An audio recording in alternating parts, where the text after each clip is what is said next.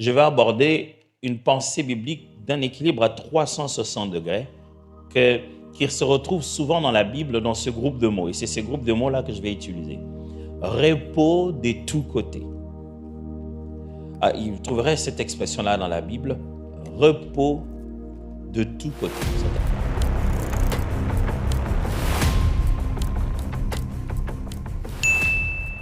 C'est donc ça mon titre aujourd'hui. Repos de tous côtés. Aujourd'hui, m'a été donnée la grande responsabilité par notre pasteur que nous aimons beaucoup de partager la parole de Dieu avec vous. C'est toujours une grande, énorme responsabilité de partager la parole de Dieu. Je pense qu'il y a plusieurs façons de faire le ministère ensemble et qu'on n'est pas obligé vraiment de faire le ministère avec quelqu'un lui demandant de prêcher. Je pense qu'il y a beaucoup de choses qu'on peut faire et me demander de prêcher, je pense que c'est vraiment une très, très grande marque de confiance, pasteur. Je dis vraiment merci de m'accorder de partager la parole de Dieu. Je vais avoir un certain nombre de textes que je vais lire avec vous. Et puis, j'en prendrai un en particulier sur lequel je tournerai en grande partie. Il n'y a que 3 textes minimum. Les autres, je les citerai. Dans l'idée d'équilibre, parce qu'on est en train de parler de l'équilibre, je vais aborder une pensée biblique d'un équilibre à 360 degrés qui se retrouve souvent dans la Bible dans ce groupe de mots. Et c'est ce groupe de mots-là que je vais utiliser. Repos de tous côtés. Vous trouverez cette expression-là dans la Bible, repos de tous côtés. Certaines versions disent repos de tous les côtés. Et c'est donc ça mon titre aujourd'hui, repos de tous côtés. Alors rien que pour que le voisin ne l'oublie pas, est-ce que tu pourrais le lui dire s'il te plaît? Repos de tous côtés. Si tu as un voisin à qui ne le dit pas, ça veut déjà dire que tu n'as pas repos de ce côté-là. Change de côté. Merci Seigneur pour le voisin qui dit repos de tous côtés. Alors, le premier texte est dans 2 Chroniques, le deuxième livre de Chroniques au chapitre 14, à partir du premier verset. C'est là que vous trouverez d'ailleurs ce mot. 2 Chroniques, chapitre 14, verset 1. On parle d'un roi, vous savez, les chroniques, ce sont les chroniques des rois. On parle de la succession de rois dans le temps, qu'est-ce qu'ils ont fait.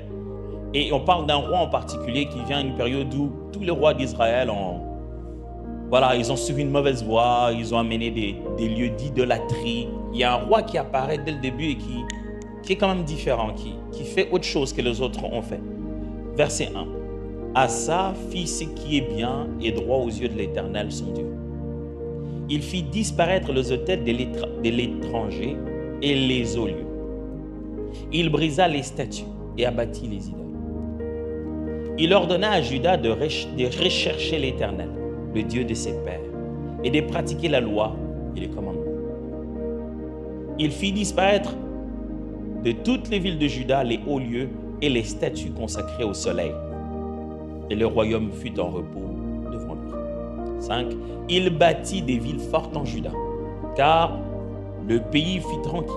Il n'y eut pas de guerre contre lui pendant ces années-là, parce que l'Éternel lui donna le repos. C'est la deuxième fois qu'on entend le mot repos. 6. Il dit à Juda, bâtissons ces villes et entourons-les des murs, de tours, des portes et des barres. Les pays est encore devant nous, car nous avons recherché l'Éternel notre Dieu. Nous l'avons recherché et nous a donné du repos de tous côtés. Ils bâtirent donc et réussirent. Vous avez vu? Repos de tous côtés. Il n'est pas le seul à le dire. D'ailleurs, dans l'histoire, vous le verrez apparaître déjà pour David, dès le début, dans le livre de Rois.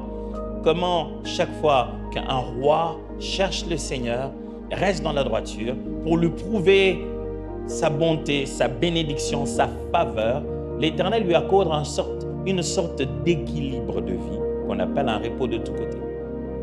C'est vrai que c'est d'abord lié au fait que de tous les côtés où ils sont entourés, aucun ennemi ne se met à les attaquer. C'est l'un des signes forts que Dieu est avec eux. Quand un roi faisait ce que Dieu voulait, le Seigneur faisait en sorte que les ennemis qui pouvaient vraiment lui faire du mal ne s'occupaient plus de lui. En fait, dans leur tête, ils pensaient même plus se battre avec Israël. Mais quand quelque chose n'allait pas, la Bible dit des fois que l'Éternel allait réveiller le souvenir chez les adversaires qui se disaient, mais tiens, Israël, on aurait pu les battre et prendre leurs histoires. Et puis boum, il commence à les attaquer. Et l'un des signes forts que Dieu leur accordait, paix, repos et équilibre, c'était le fait que de tous côtés, de tous les voisinages, à gauche et à droite, ça n'intéressait personne de les attaquer. Ils étaient juste en paix avec tout le monde. Je vais lire un deuxième texte. C'est Deutéronome, chapitre 12, versets 8 à 20. Deutéronome, chapitre 12, versets 8 à 20. Vous nagerez donc pas comme nous le faisons maintenant ici, où chacun fait ce qui lui semble bon. Ok, n'oubliez pas, Deutéronome, c'est en fait une sorte de reprise d'un autre épisode de la Bible qui est dans Exode. Deutéronome veut dire 2 fois la norme, reprise de la norme, répétition de la loi. Alors, c'est comme cette période où, dans Exode, Moïse donne la loi au peuple, le peuple qui est sorti d'Égypte, qui commence à devenir petit à petit un peuple. C'était qu'un ensemble des familles qui deviennent un peuple. Alors, dans Deutéronome, on fait une reprise de toutes ces lois que Moïse leur a dites. On se concentre maintenant que sur le roi, pas sur les lois, là, pas trop sur beaucoup d'histoires, mais plus en grande partie sur ce qui a bâti la norme à la force de la loi. Et donc, ça fait 2 fois des reprises avec Exode. Alors là, il leur dit, pendant qu'ils sont encore en route, il leur parle de comment ils devraient se comporter lorsqu'ils seront dans la terre promise. Et écoutez ce qu'il leur dit. Vous nagerez donc pas comme nous le faisons maintenant ici, où chacun fait ce qu'il semble bon. Comme quoi, ça se tolère maintenant. Mais après, quand on sera là-bas, ça ne sera pas tolérable. Parce que vous n'êtes pas encore arrivé dans le lieu de repos. Vous voyez ça? Quand vous n'êtes pas encore arrivé dans le lieu de repos, on tolère certaines choses.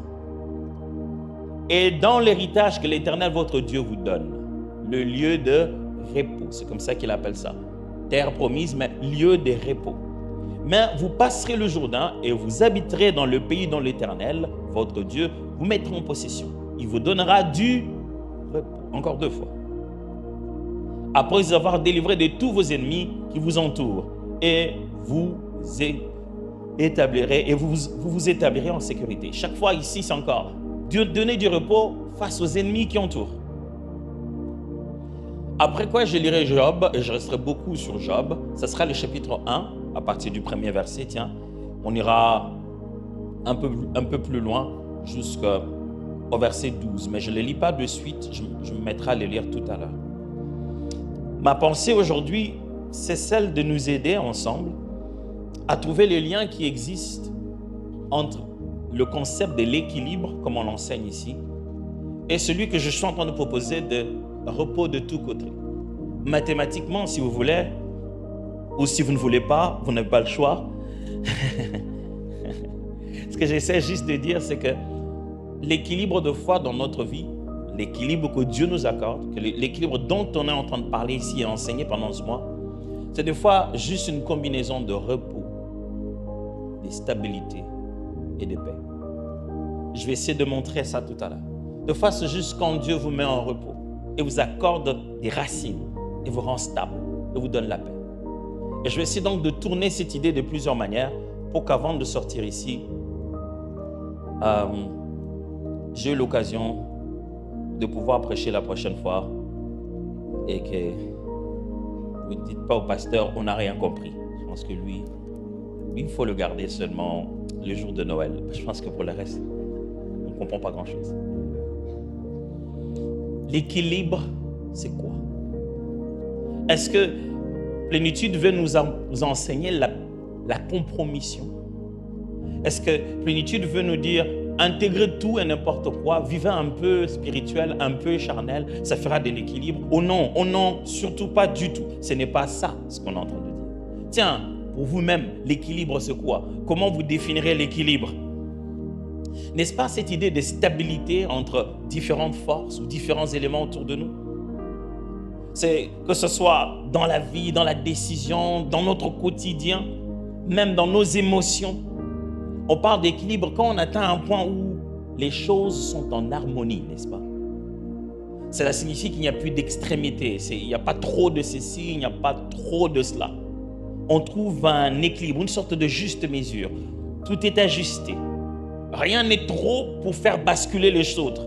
Du reste, le mot équilibre, lorsque je suis allé chercher qu'est-ce que ça voulait dire en français? C'est drôle, chaque fois que tu vas chercher un truc, qu'est-ce que ça veut dire en français? On te dit que ça vient du latin. Puis je dis, mes fils, non, le français n'a pas ses propres termes ou quoi? Ça vient toujours du latin, du grec, quelque part. Mais quand vous voyez l'histoire de comment la langue s'est formée, vous verrez que plusieurs peuples se sont rencontrés à la création de la langue. Mais le français dit, je ne voudrais pas vous lire les mots en latin, mon latin n'est pas latin du tout.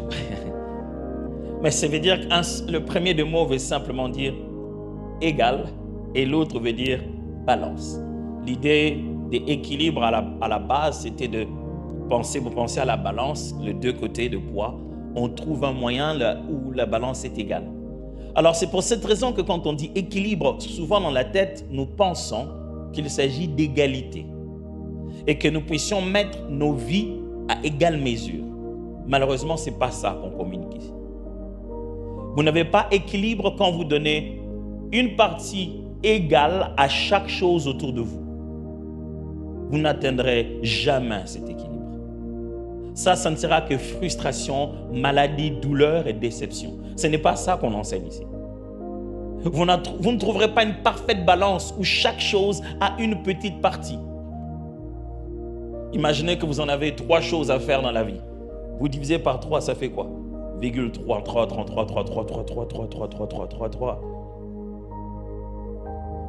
La pensée ici, c'est que quand on dit à quelqu'un qu'il est équilibré, on veut simplement dire que les différents aspects de sa vie sont faits avec une sorte de conscience et d'ordre de priorité. On dit, je suis conscient que voilà la chose la plus importante et je sais bâtir autour de reste.